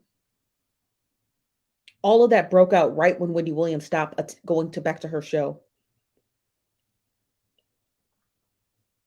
Tasha K was primed to take the purple chair. She was. You could argue with your mama on that one. But Tasha K, not only does she have is she photogenic, but she's also has the stage presence.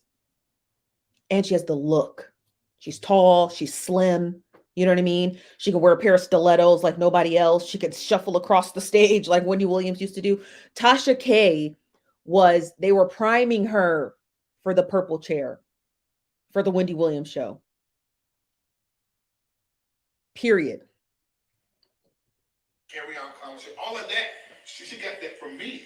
Because she couldn't get on the phone with John Gray. She couldn't get on the phone with his wife. That came from me. Now, the woman did call her. Okay. It did call her. But she had been reaching out to me. I missed it. So when I did tell her, I said, well, she was one reaching out to me first, but I didn't see it because it was in that hidden part of my IG. But that was me. I was working with her. I didn't come to my mind that she was trying to replace me. But I see that clearly. Yeah. you know what? I'm sitting there. I feel like. Yeah, but she wasn't on TV. She had a large following on YouTube and her platform. She wasn't on TV. She was not on TV.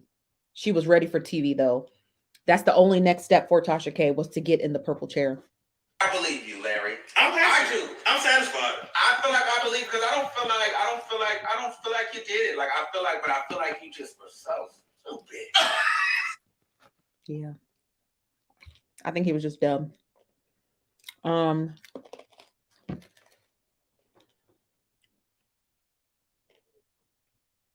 I think it's like, it just seems like Southern charm, if you ask me. Like, just looking at Larry's mannerisms, and they're talking to him, and they're like, Larry, just do it. He's like, I just can't, I don't know. I just feel bad. You know what I mean? It's just like, when people, like as a pastor, which imagine being a pastor for 20 years, people just trauma dumping on you all the time. He probably just has like this, like he probably has this like robotic way of him, how he responds from all the people trauma dumping on him constantly all the time. You see what I mean? So he's like, yeah, I know, things of that nature. It's just,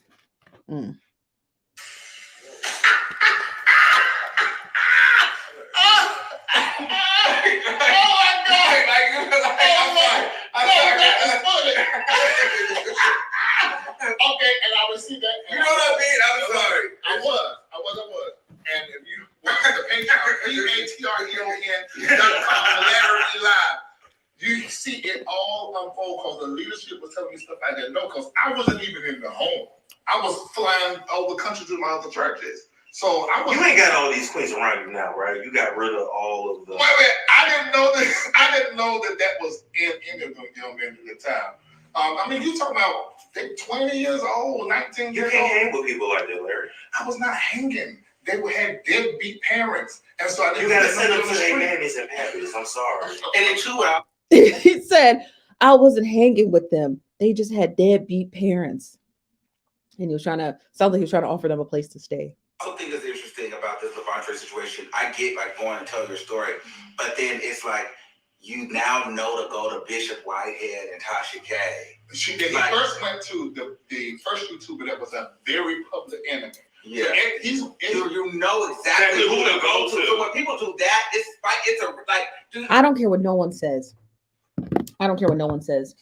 Okay. I don't care what nobody says. Here's the timeline that doesn't make sense to me in regards to Levante. In 2017, on Facebook, you sent Larry a very goodbye message, which indicated that in 2017, so follow along, because I'm only going to say it once.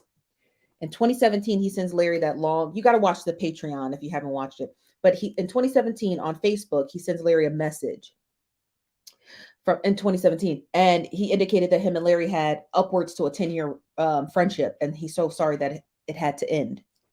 2017, I'm going to say it one more time. At the time he wrote that message in 2017, he was 27 years old. Okay?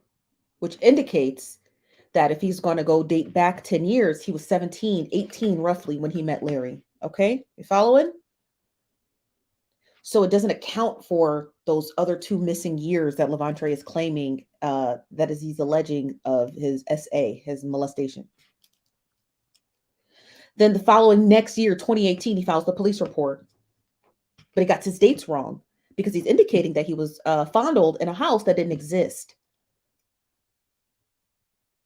Then by 2019, he's sitting with Daryl Moore. And then by 2023, he's with Tasha K.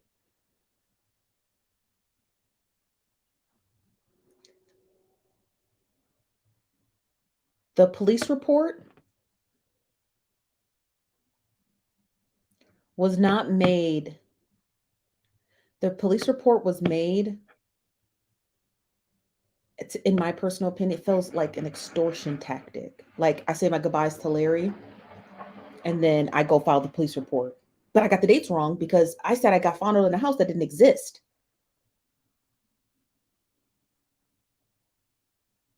So please don't take me seriously. So I'm gonna take my frustrations out with a blogger. But the blogger gets sued, so his story gets shut down. And then fast forward to now.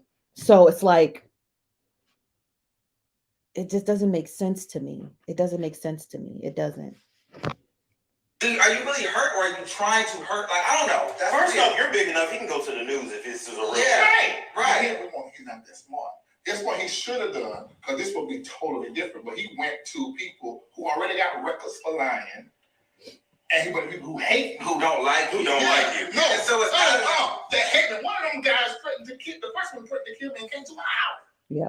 Yeah. Yeah. So it's one thing to feel away and get your story out, but it's another thing to go to a person that you feel like, oh, this is their enemy. Yeah. Now I want to go talk and tell my. Because it doesn't make sense. He could have taken this story to anybody. It does. That's the part that people are just like glossing over. You cannot gloss over that part. It's one thing if CNN got a story or MSNBC got a story, or hell, I got a story. You understand what I mean? But you went to his 3 arch enemies. And it's not a coincidence. You went to his 3 arch enemies. Understand what I mean? You seek them out. There's dozens of bloggers you could have given that story to. And out of all of the dozens, thousands of bloggers across the internet, you found 2 and then a bishop. You know what I mean?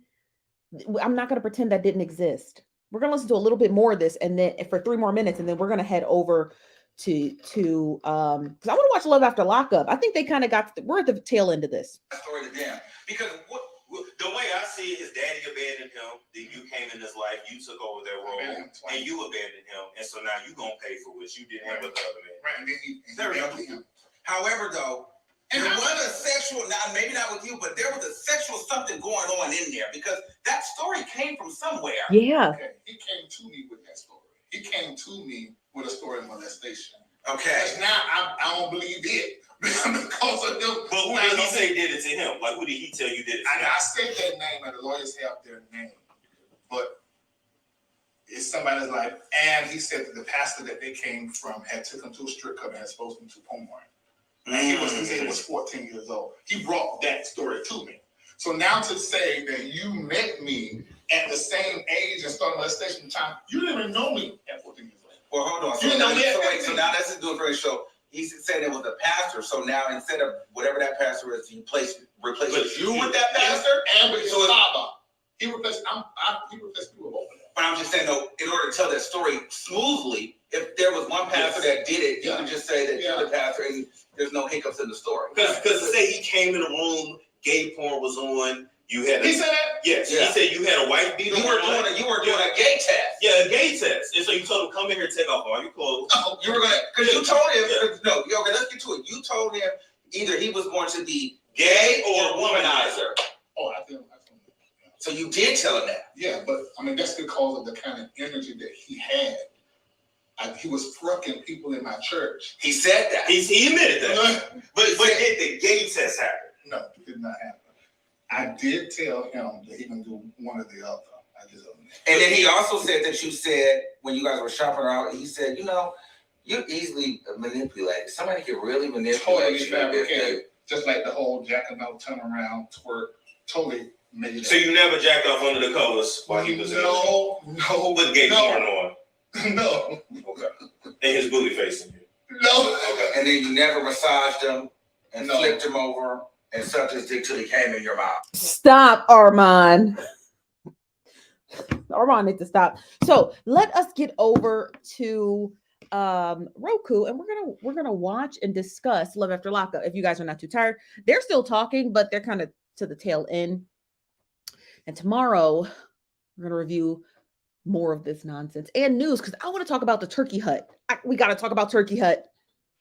We got to talk about Turkey Hut. Okay, we got to talk about that Turkey Hut. Okay, so I want to talk about the Turkey Hut, and we're gonna go and head over to Roku right now, you guys. Okay, so thank you again for joining us here at the Nosy Bystanders Live. I am your host, Chief Nosy Bystander. I'll see you guys in about 2 minutes. Okay, all right, bye-bye.